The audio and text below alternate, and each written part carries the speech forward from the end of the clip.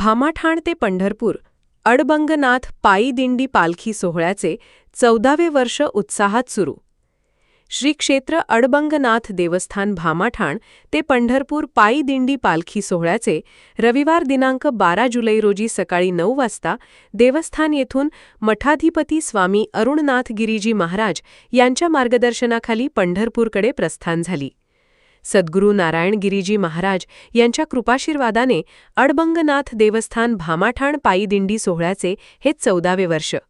स्वामी अरुण गिरीजी महाराज यांची तब्येतीमुळे 2 वर्ष दिंडी सोहळ्यामध्ये खंड पडला होता, परंतु आज रविवार दिनांक 12 जुलै रोजी सद्गुरू नारायण गिरीजी महाराज यांच्या कृपाशीर्वादाने पायी दिंडी पालखी सोहळ्याची परत उत्साहात सुरुवात झाली।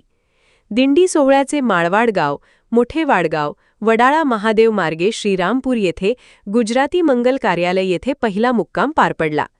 ह्या वर्षीचा दिंडीचा खर्च अडबंगनाथ देवस्थान संस्थानतर्फे करण्यात येणार आहे।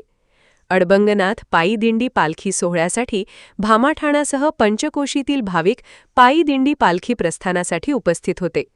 अडबंगनाथ संस्थान मठाधिपती अरुण गिरीजी महाराजसह कैलास महाराज दुशिंग, शरद महाराज बनसोडे, निवृत्ती महाराज विधाटे, अण्णासाहेब आसणे, बाबासाहेब आसणे, अशोक मुठे, भाऊसाहेब पवार, संजय भवार, लखन महाराज, प्रेमनाथ महाराज, धर्मनाथ महाराज यांचे सहकार्य व व्यवस्थापन अडबंगनाथ देवस्थान पायी दिंडी सोहळ्यासाठी लावणार आहे।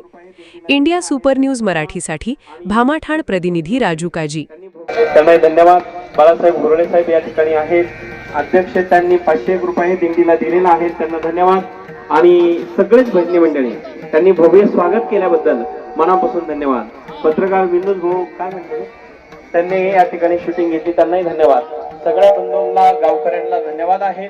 या ठिकाणी आपण बाळासाहेब पाटील काळे साहेबांना विनंती करतो, आपण शुभेच्छा। अडबंगनाथांची कृपा त्या माळवाडगाववरती होणार आहेत आणि आहेत, आशीर्वादही आहेत, म्हणून असणारे आज सर्व असणारे बहिणी मंडळ असतील सर्वांनी सुंदर असं या ठिकाणी बाबांचं दिंडीचं रथाचं स्वागत केलं, पूजन केलं।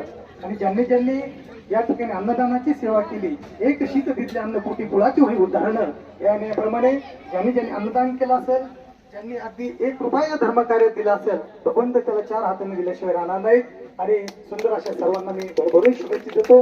आपला प्रवास सुखाचा आनंदाचा हो आणि पांडुरंगाला हेच असं एवढं मागा, या असणाऱ्या धर्तीवरती प्रत्येक असणारा जीव मात्र हा सुखी समाधानी राहो, हीच अशी भगवंताला प्रार्थना करावी आणि सर्वांचं जीवन परिपूर्ण व्हावं हीच आरोग्याची धन्यवाद महाराज जी, आपण सकाळपासून वेळ दिला आणि